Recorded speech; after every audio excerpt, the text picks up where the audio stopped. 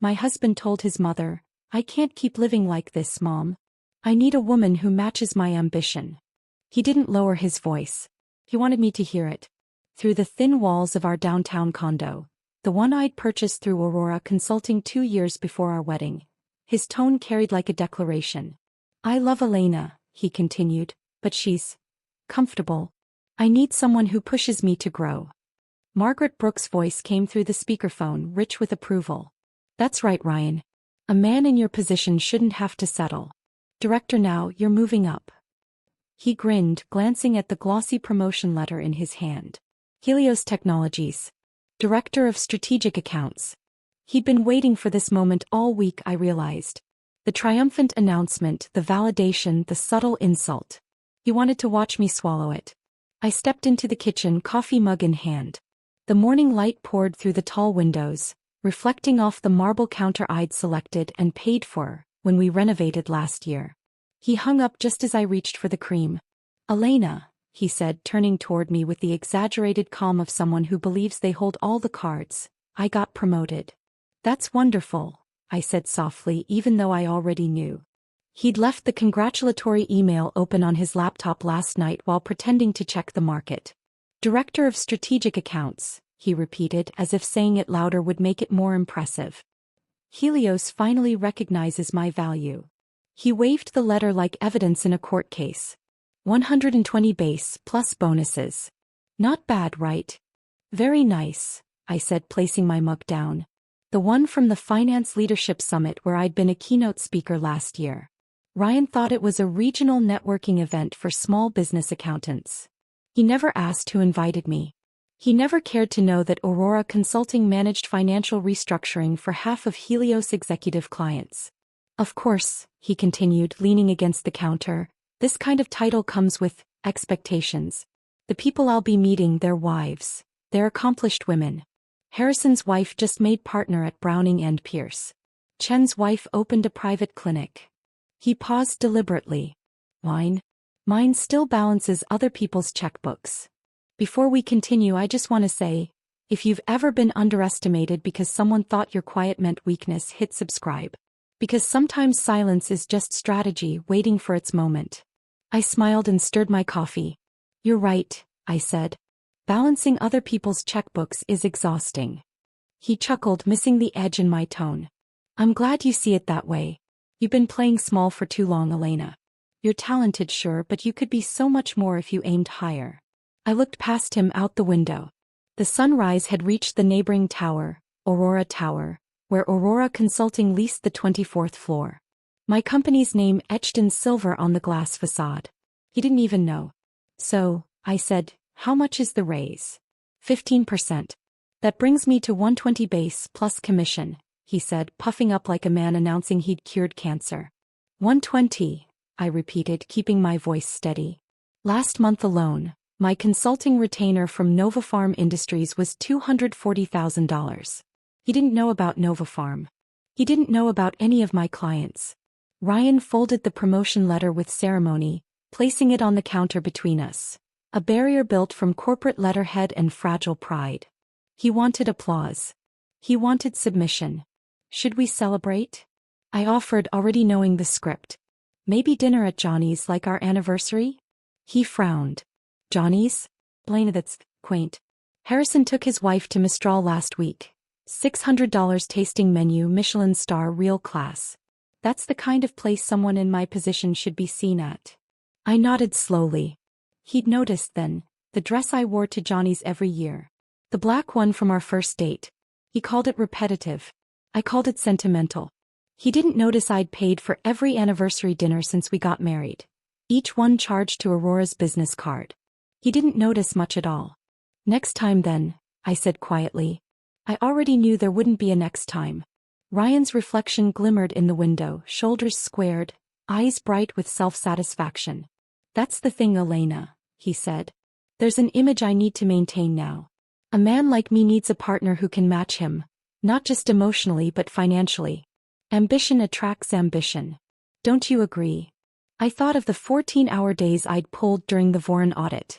The tax code certifications I'd earned while he watched sports. The calls from CFOs who addressed me as Ms. Brooks. Unaware I was the same woman Ryan described as his bookkeeper wife. Yes, I said at last. Ambition attracts ambition. His eyes softened, thinking I'd finally understood his logic. Exactly.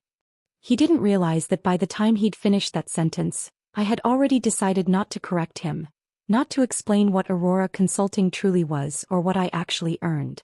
Let him believe his narrative. Let him build his illusion high enough to make the fall spectacular. Margaret called again that night. I overheard her voice through the door. She'll drag you down, Ryan. You've outgrown her.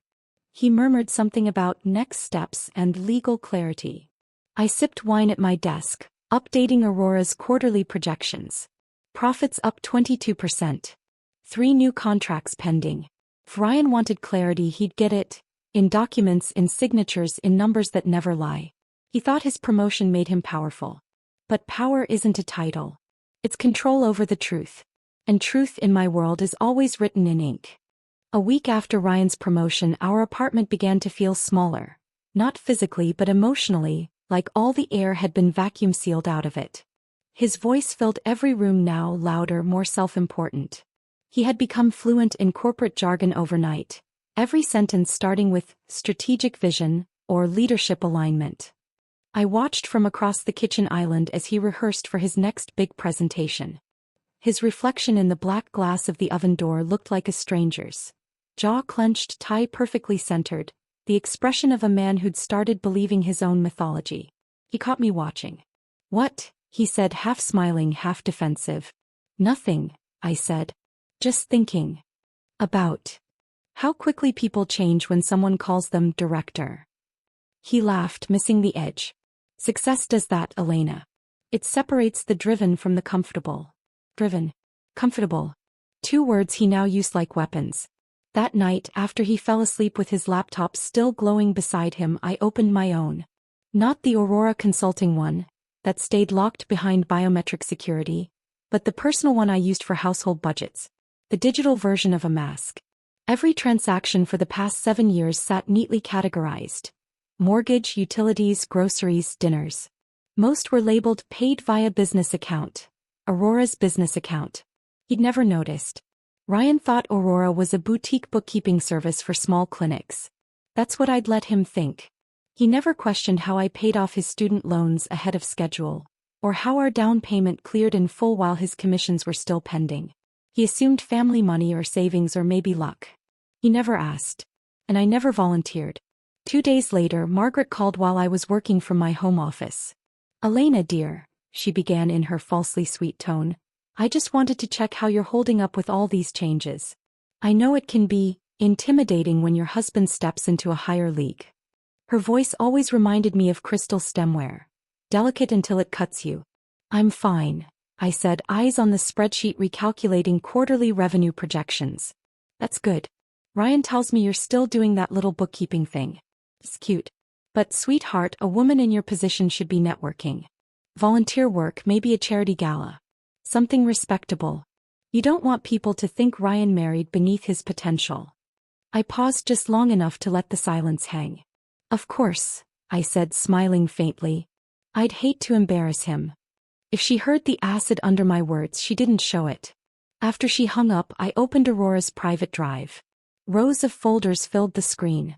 Contracts, filings, consulting reports, and client audits. The backbone of corporations worth billions. Beneath those layers of data was my proof.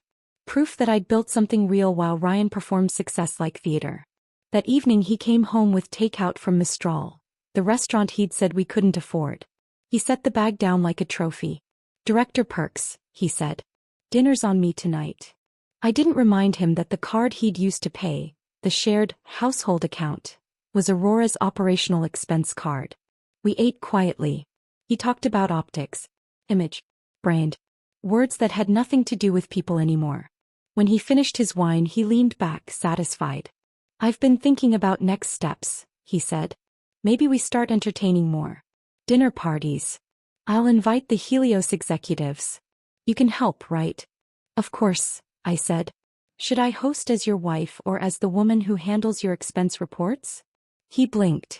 Very funny. I'm not joking. Elena, you always get defensive when I'm trying to include you. No, I said quietly, you're trying to display me. That night I couldn't sleep. The city lights blinked through the window, reflecting across the glass tabletop where his promotion letter still lay. I'd left it there deliberately beside Aurora's quarterly financials. His salary looked like a rounding error next to my profit column. Numbers didn't lie. People did. So I started documenting. Every email. Every message. Every receipt. Because instinct told me Ryan wasn't done redefining success. And I needed evidence for when his definition included removing me. The next morning I stopped by my attorney's office. Not Lydia's yet, she'd get involved later. But my corporate counsel, Ms. Tran. I need to update my registered agent and mailing address for Aurora Consulting, I said. Any particular reason? She asked. Let's call it proactive housekeeping. She smiled knowingly. You'd be surprised how often proactive housekeeping saves empires. By the time I got home, Ryan was in the living room pacing with his phone pressed to his ear. Yes, Edward, I understand. But she's comfortable, not ambitious, he was saying. My pulse slowed. Edward Hale, I recognized the name. Helios's in-house legal advisor turned private attorney for high-net-worth transitions. I stood in the hallway, silent, unseen. Edward's muffled voice replied, if the income disparity is significant, you're in a favorable position. We can document contributions. Ryan nodded to himself. Perfect. Let's prepare for that just in case. Just in case. The words slid into my stomach like ice. When he finally hung up, I walked into the kitchen deliberately making noise. How's work? I asked. Great, he said, smiling like a man with a secret. Just getting things organized. I smiled back. So am I. He didn't ask what I meant. That weekend, while Ryan played golf with his new colleagues, I met with my sister Lydia at a quiet cafe across town. She was a corporate attorney in San Diego, pragmatic, razor-smart, and the only person I trusted completely. When I finished explaining, she didn't look shocked. He's planning an income-based divorce, she said. Classic. But you have protection. I know, I said. I just want everything airtight. Send me your incorporation documents, your filings, your client contracts. I'll review. But Elena, don't tip your hand yet.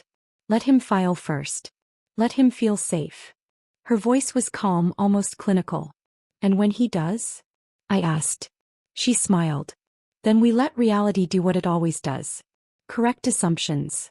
I laughed softly, more from disbelief than humor. Reality needs a good accountant. That's why it has you. That night, I returned home to find Ryan in his office, lights dim, music playing low. On his screen glowed a spreadsheet titled, Asset Summary, Preliminary. 2 columns, his and hers. He was inventorying our life like a liquidation sale. I stood silently in the doorway until he noticed me. Hey, he said, minimizing the document too late. Didn't hear you come in. I noticed, I said. What's that? Nothing important. Just organizing finances. You wouldn't understand the format. He smiled in that patronizing way that used to sting and now only confirmed what I already knew. You're right, I said softly. I wouldn't. Then I walked past him into my office and opened Aurora's secure drive. File name, contingency plan, personal. I hadn't needed to use it in years. But that night I did.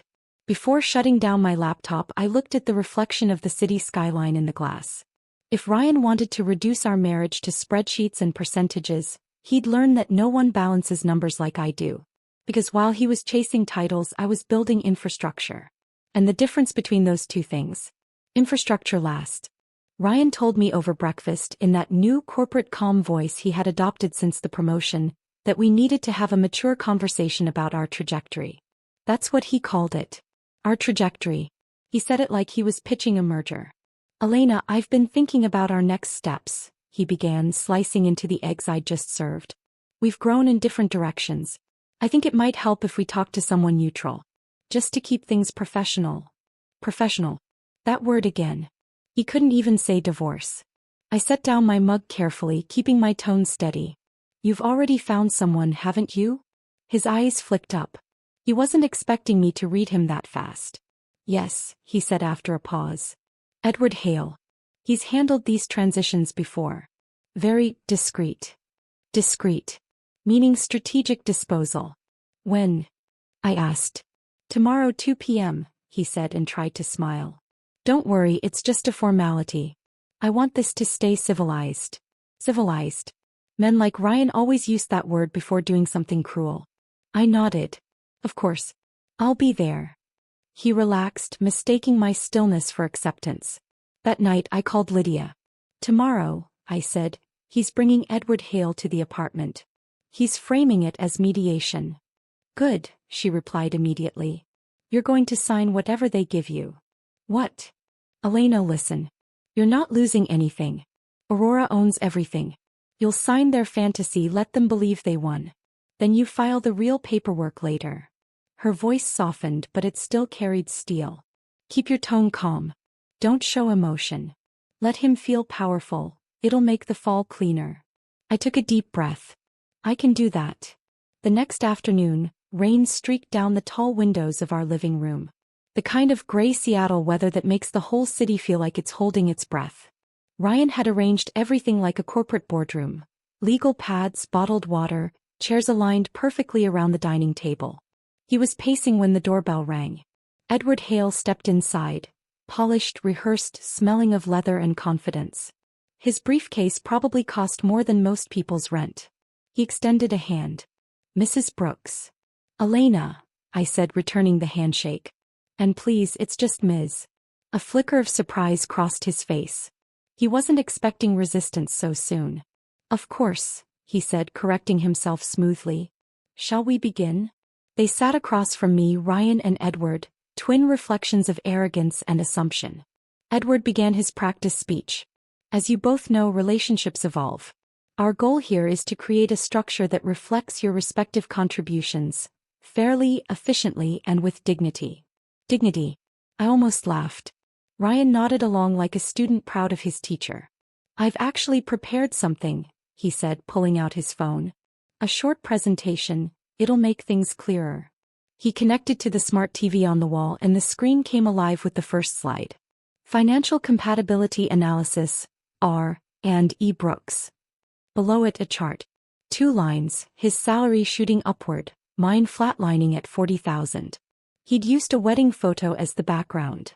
Our smiling faces ghosted behind his fabricated data. As you can see, Ryan said, using his presentation voice, the earnings gap has become unsustainable. It's not about emotion, it's about efficiency. My trajectory requires a partner who can contribute equally. I kept my expression neutral, only nodding slightly. Efficiency. Of course. He clicked to the next slide. Asset allocation overview. A pie chart, 90% blue, 10% gray. Currently, he continued, I shoulder the majority of financial responsibilities. Housing, vehicles, investments. Vehicles, I repeated softly. Plural. He smiled, mistaking my tone for confusion. Yes, the BMW, for example. I almost wanted to thank him for saying it out loud, for recording his own misunderstanding. The disparity, he concluded, creates what economists call dead weight loss. Resources that could be optimized for growth are maintaining an inefficient status quo. Dead weight loss. That was me, apparently. Edward smiled approvingly. Very well articulated, Mr. Brooks. You clearly understand your position. I took the pen beside me and began writing the phrase down, slow, deliberate letters. Dead weight loss. Ryan mistook my composure for surrender. The solution, he continued, is a clean restructuring. A division that acknowledges the primary contributor while supporting the dependent party's transition. Dependent party. Not wife. Not partner. Just a statistic. Edward opened his briefcase and slid a folder toward me. These are the proposed terms. Mr. Brooks is offering temporary support payments while retaining the primary assets. The condo, the portfolio, and the vehicle. He's been generous, frankly. Generous, I repeated, tasting the word. Yes, Edward said. Most clients in his position wouldn't extend such courtesy. I read through each page with the same focus I'd use for an audit report. The condo, owned by Aurora Consulting. The investment portfolio, managed under my advisory license. The BMW, leased through the company as a business vehicle. Every line of their paperwork was built on fiction. And I was about to sign it. Seems thorough, I said, uncapping my pen. Ryan leaned back, visibly relieved. I'm glad you see it that way. Edward smiled. You're being remarkably cooperative, Miss Brooks. Many people in your situation become emotional. Emotions cloud accuracy, I said, signing each page slowly. And I prefer accuracy. Ryan exhaled, the sound of triumph disguised as relief. He had no idea he was watching me file his own defeat. When I reached the last page, I looked up. Is that everything? Edward nodded. Yes. Mr. Brooks will finalize the logistics with me this week. You'll receive confirmation soon. Perfect. I closed the folder, my signature glistening in blue ink. The same pen I used to sign multimillion-dollar consulting contracts. Ryan's phone buzzed. He excused himself quickly, already half giddy. I heard him in the hallway whispering into the receiver. Margaret's voice, faint but clear on the other end. She signed everything, Mom. No resistance. Exactly like you said. I waited until he hung up before speaking. Edward, I said, my voice even, thank you for coming. I'm sure this was productive. He gathered the papers, still smiling. I think you'll both find this transition painless. I doubt that, I said quietly. He didn't catch it. After they left, the apartment was silent again, except for the rain tapping the windows and the faint echo of my own pulse. I sat at the table for a long time, staring at the folder Edward had left behind. They thought compliance was weakness. But anyone who's ever balanced a ledger knows. Silence is part of the calculation. Tomorrow I'd send copies of those signed papers to Lydia. And by the time Edward Hale realized who really owned what, it would already be too late. Before I went to bed, I walked through each room slowly like an auditor verifying assets.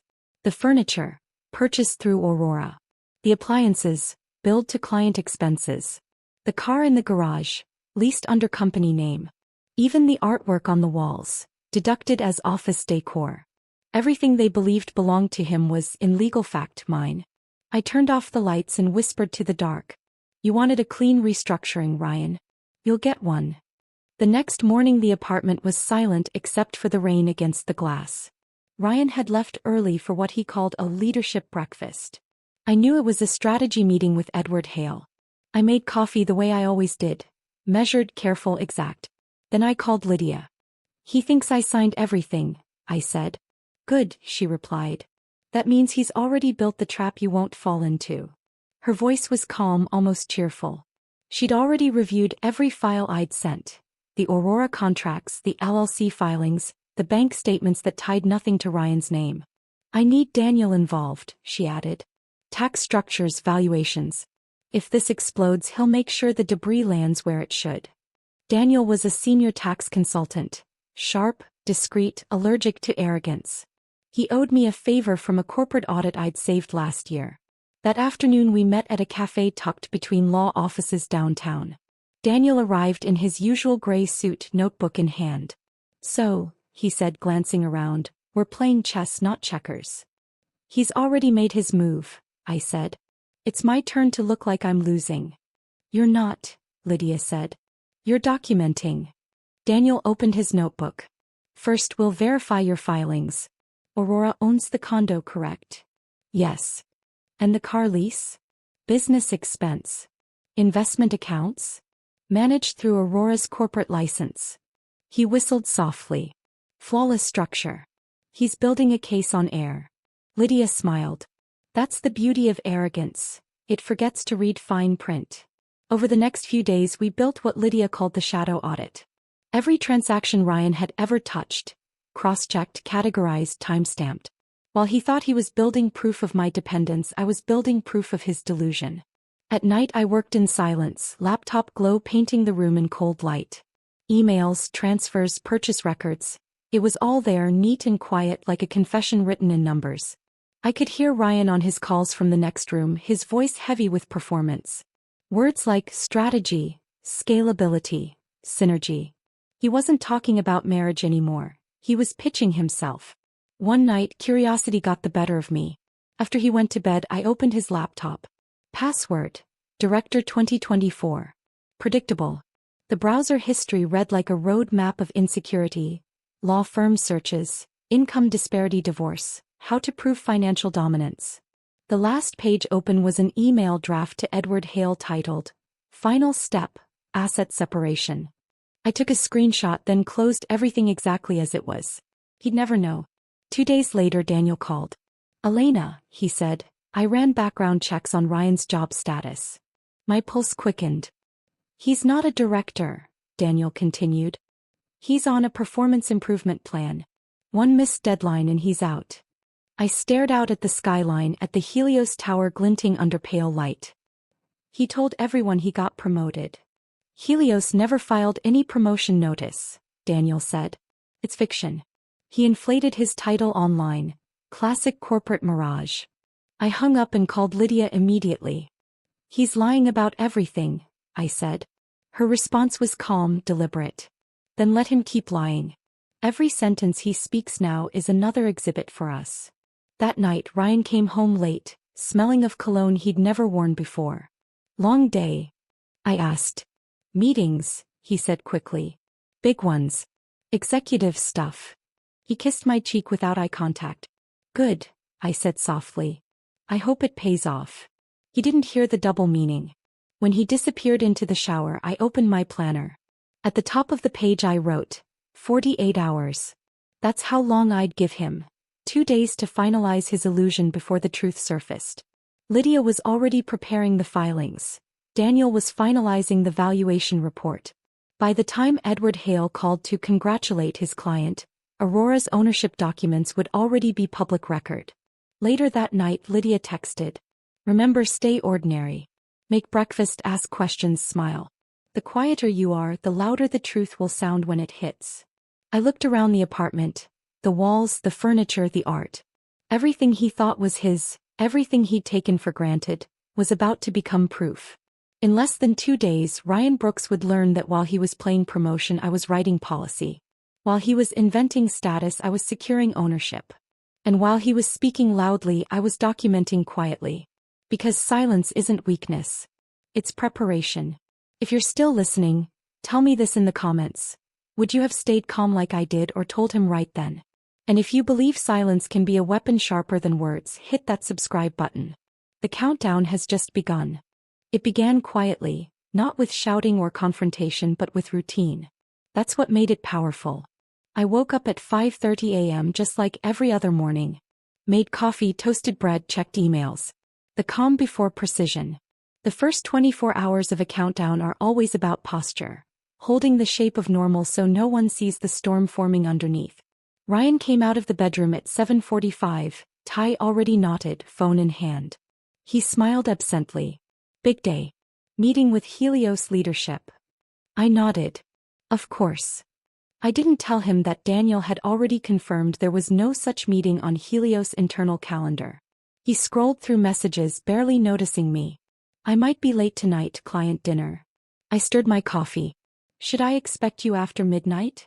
Don't wait up, he said, already halfway to the door. When the door closed I exhaled, slow and measured, then pulled out my phone. Message to Lydia. All papers filed. Aurora ownership verified. Public database updated at 8:12 a.m. Her reply came seconds later. Perfect. Phase 2 begins when Edward calls. The next day followed the same choreography. Breakfast. Coffee. Smile. Silence. Ryan left early again, humming some song about winning. I spent the afternoon reviewing contracts at Aurora's new satellite office. The irony not lost on me. Helios had once been a potential client. They'd never made it past my screening.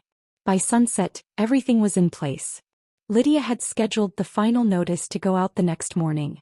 Edward Hale, unaware of the trap, was preparing to finalize the property transfer Ryan demanded. All that was left now was to let the clock run out. The morning of the 48th hour dawned clear and sharp. For the first time in weeks the rain had stopped. Seattle looked deceptively peaceful, as if the whole city had paused to witness what was coming. I was in the kitchen whisking eggs when Ryan's phone started ringing on the counter. Edward Hale. I glanced at the screen. Once. Twice. The call stopped. Then started again. Ryan was still in the shower, singing quietly, unaware. The third call came in. Then a fourth. I poured coffee, plated the eggs and waited.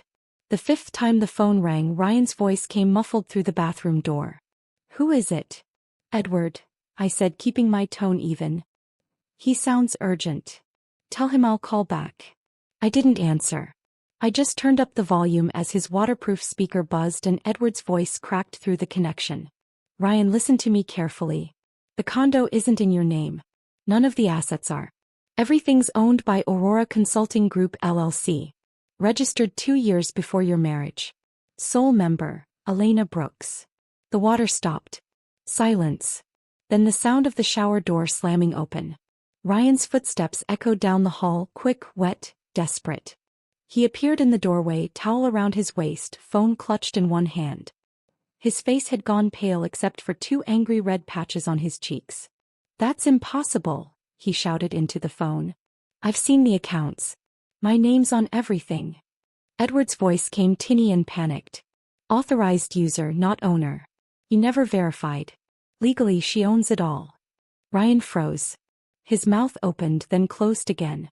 Behind him, steam curled out of the bathroom like smoke from a wreckage. I turned from the stove, holding his breakfast plate in one hand, coffee in the other. "Your eggs are ready," I said calmly. "Don't let them get cold." He stared at me, eyes wide, disbelief shifting into something that almost looked like fear. "You knew." "I did," I said. "You just never asked." Edward was still talking through the phone, words tumbling fast. Legal exposure, misrepresentation, reputational damage. But Ryan wasn't listening. He was staring at the woman who'd just dismantled his fiction without raising her voice.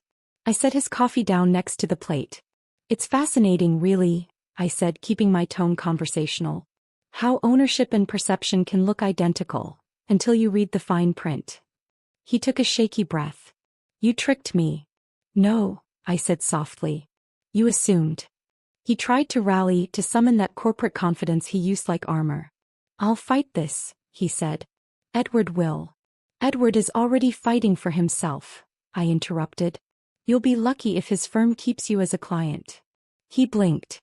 "Why?" "Because lying about your income and submitting falsified statements to counsel is called fraud, Ryan. Even Helios can't spin that." His phone buzzed again. Another call, probably Margaret. He ignored it. For the first time he looked around the kitchen. Really looked. At the counters, the appliances, the art on the walls. All the things he'd boasted about owning.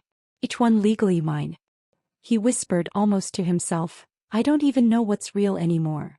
"That," I said, "is the price of never checking the numbers." He left the room without another word.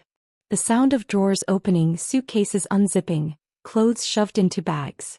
Panic made physical. I cleaned the dishes slowly, the clink of porcelain steady, deliberate. When he returned, suitcase in hand, he stopped at the doorway. "Where am I supposed to go?" "You might start with your mother," I said. "She's always had strong opinions about your potential." He flinched. "You can't just." "I can," I said quietly. "Aurora can. And by extension so can I." He left the condo an hour later. The door clicked shut. The echo lingered. Silence filled the space like oxygen rushing into a vacuum. I sat down at the kitchen island, opened my laptop and logged into Aurora's account dashboard. All assets intact. All ownerships verified. The numbers were steady, unwavering. For the first time in months, I exhaled without restraint.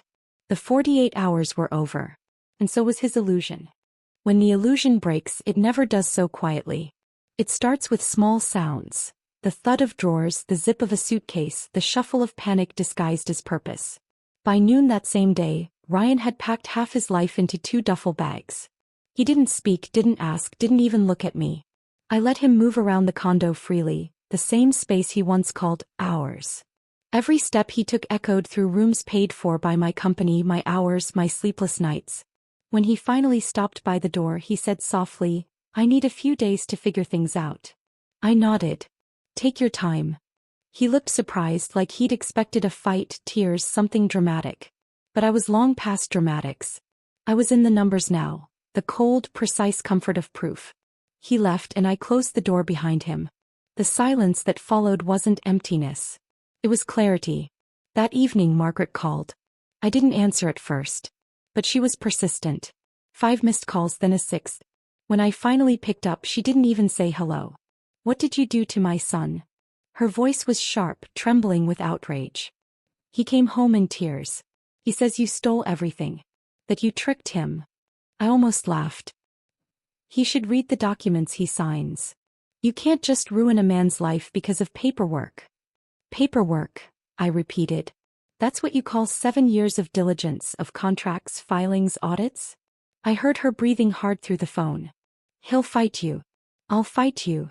On what grounds? I asked. Being uninformed isn't illegal. It's just expensive. She went quiet, the way people do when they realize they've already lost but aren't ready to admit it. You'll regret this, Elena, she said finally. No, I replied. He will. And I hung up. The next morning, I printed the formal eviction notice Marcus had drafted overnight. It sat clean and crisp on Aurora Consulting letterhead. To Ryan Brooks. Termination of month-to-month tenancy. Vacate premises, within 30 days. Binding. Final. When Ryan returned later that day, shoulders slumped, eyes bloodshot, I met him at the door. Hey, he said weakly, I just need to grab a few things. Of course, I said, handing him the envelope. And while you're here, you should read this. He opened it. His eyes darted over the words once, twice, then froze. You're evicting me? As the property owner, yes, I said evenly. The condo belongs to Aurora Consulting. You've been residing here as an unlisted tenant. We're married, he shouted. You can't. We were, I corrected. You dissolved that when you filed those documents with Edward Hale. Remember? I signed them all. He looked lost, like someone realizing the floor beneath them was paper. Elena, please, he said quietly, the arrogance drained from his voice. Where am I supposed to go? I tilted my head slightly. You might ask your mother.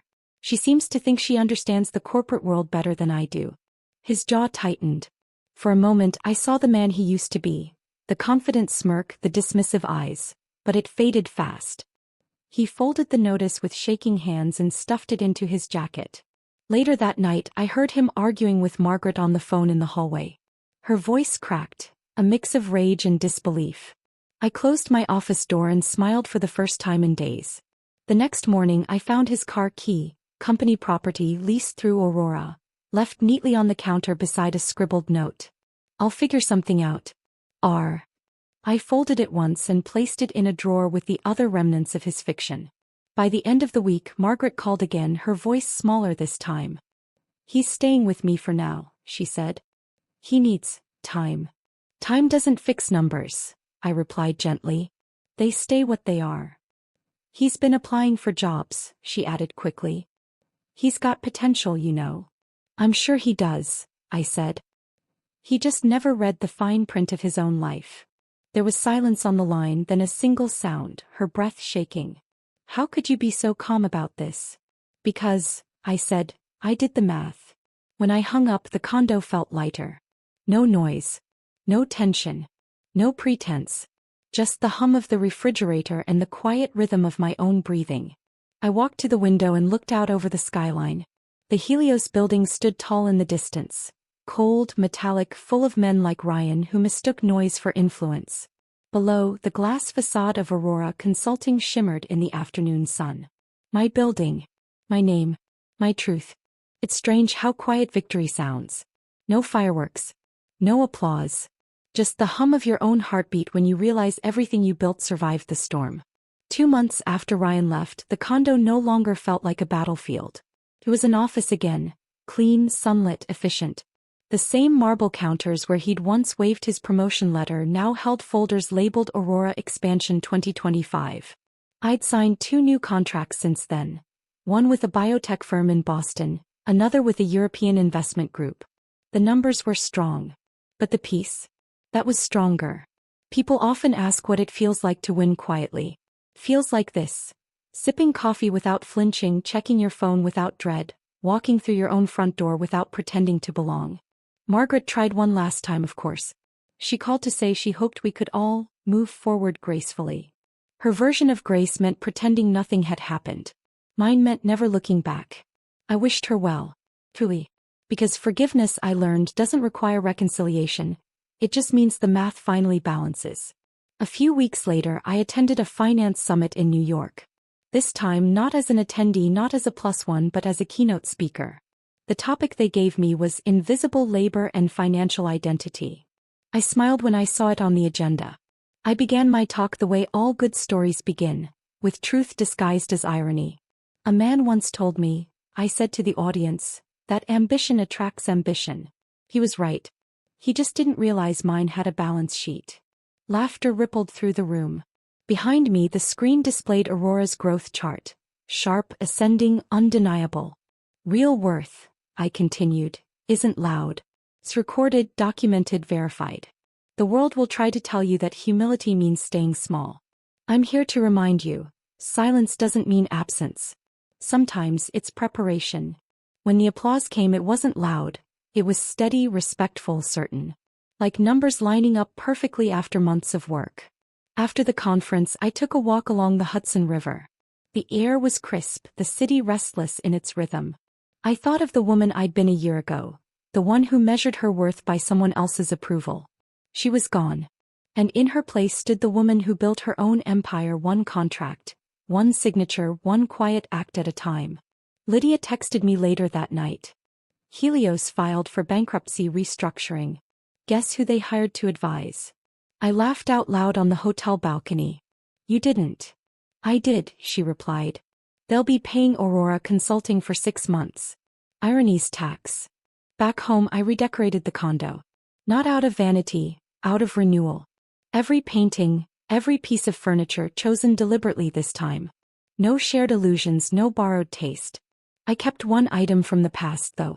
Ryan's old Director of Strategic Accounts mug. It sat on a shelf in my office, next to a small brass plaque that read, Aurora Consulting Group, Founder and CEO, Elena Brooks. Every time I glanced at it, I remembered what silence can do when it's armed with proof. Before we close, let me tell you one thing. Power doesn't always roar. Sometimes it signs. Sometimes it files. Sometimes it waits for 48 hours and lets arrogance collapse under its own paperwork. So if you're listening right now wondering whether it's worth it to stay quiet and build your plan, it is. Because they'll talk. You'll calculate. And in the end, you'll own everything. Thank you for staying through this story. Tell me in the comments, when did you realize silence could be strength? If you believe in rebuilding with dignity, not noise, like and subscribe. Because power, real power, is quiet. Until it isn't.